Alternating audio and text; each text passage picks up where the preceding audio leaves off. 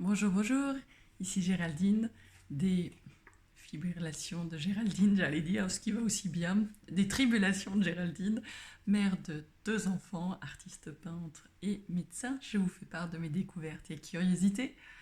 Euh, Aujourd'hui, je voulais parler des surexcitabilités. Je ne sais pas si vous les connaissez, je ne suis pas une experte, hein, c'est un domaine très complexe, mais que je commence à peine à aborder et je trouve très intéressant pour tous ceux que ça intéresse.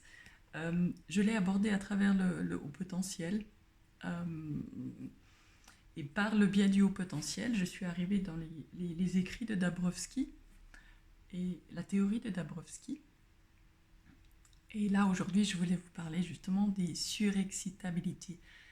Over-excitabilities. Vous excusez mon anglais. Là, j'ai une référence, mais bon, ouais, il est en anglais. Je ne sais pas si ça vous intéresse, je ne sais pas si vous lisez en anglais. Living with Intensity. Euh, je trouve intéressant. Ça ne parle pas que au potentiel, ça parle en fait à tout le monde. Euh, il semblerait que lui propose, en théorie, il a suivi pas mal de haut potentiel, c'est vrai, euh, qu'une personne en fait présente différents types d'intensité dans sa vie et qu'en fait il y a l'intensité, qu'elle soit intellectuelle, il met plusieurs critères, physique, sensuelle avec les 5 sens. Euh, Ça peut être aussi émotionnel, avec les émotions au plafond. Ça peut être aussi imaginationnel, avec des rêves endormis très vivides, enfin très réels, avec une imagination débordante, avec même une possibilité de visualiser ou de choses comme ça en vrai, ou de ressentir des choses en vrai, enfin d'avoir beaucoup d'imagination. Et puis, existentiel, voilà, le 6e. Donc il y en a 6. Et voilà.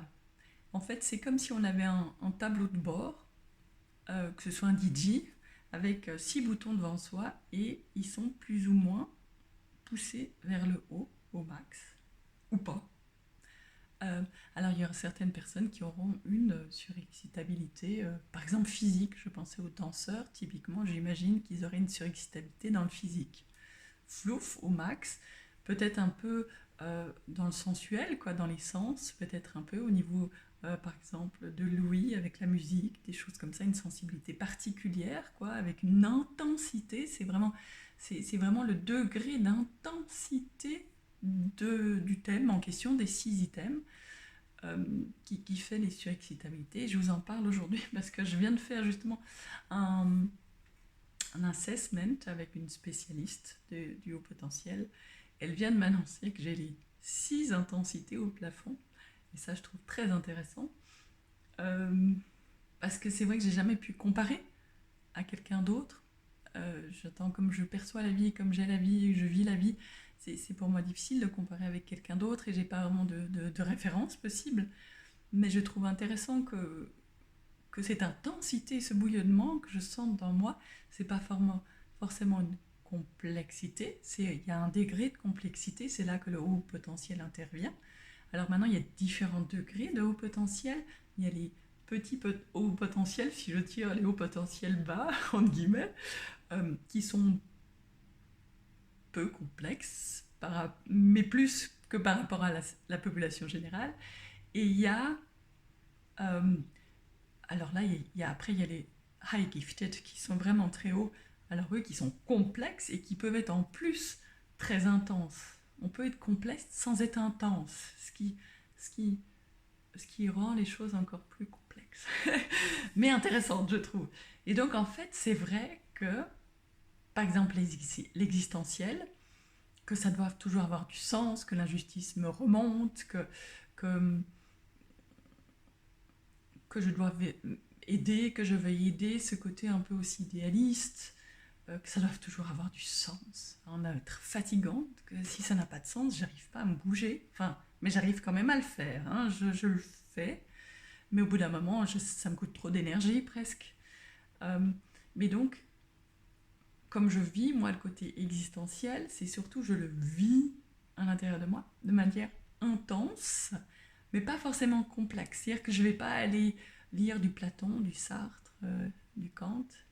Euh, Tous ces théoriciens, si je devais les lire, je pourrais les lire. Vous voyez ce que je veux dire? Mais c'est pas quelque chose qui m'intéresse particulièrement. Mais par contre, je le vis dans toute sa splendeur. J'entends ma fausse couche, ça a été très douloureux.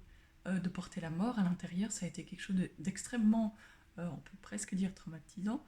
Enfin, c'était difficile. Ouais. Et que dans mon métier de médecin, effectivement, la mort, le temps qui passe, la souffrance, enfin, c'est des thèmes qui me pourchassent, qui me poursuivent. Alors, il y a peut-être une partie traumatique, hein, ce qui rend encore plus intense, même déborde des fois, ça clairement sur le sujet, mais c'est vrai que, pas complexe, mais de nouveau intense. Euh, un autre exemple, bon, l'émotionnel aussi, il est en partie traumatique, donc des fois il déborde, il est out of control, mais il est intense toujours, l'émotionnel. Moi je ressens la vie très très fort au niveau des émotions. Le sensuel, n'en parlons pas. Ça, je crois que c'est encore celui que j'arrive encore avec le physique à mieux à contrôler. Là où. Et c'est vrai que là, par exemple, la lumière, elle est très importante et il fait beau et tout est bien, quoi. J'entends. Il y a des choses qui sont. Je, je, je, je suis très, très, très réceptive et c'est vrai, plutôt intense. Le titre du bouquin, Living with Intensity, c'est tout à fait ça. Euh, Tout à fait ça.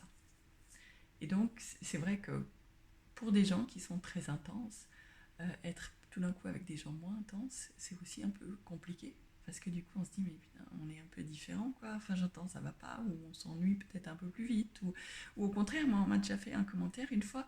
On, voilà, un homme qui m'intéressait potentiellement à l'époque. Et là, une amie, enfin une collègue de nous, justement, elle m'avait dit, non, mais ce sera pas possible parce qu'il te trouve trop intense. Et c'est vrai que c'est le mot qu'elle a utilisé. Trop intense. Et c'était là, ah ouais, alors là c'est cramé. Je vais pas pouvoir diminuer cette intensité. Je peux la taire, c'est ce que j'ai beaucoup fait, mettre le poing dans la poche, tout ça. Mais quelque part, ça bouillonne et ça explose. Enfin, j'ai l'impression d'être constamment une sorte de, pas volcan, mais c'est vrai que je suis toujours un petit peu au max, quoi. Et c'est difficile pour moi de diminuer.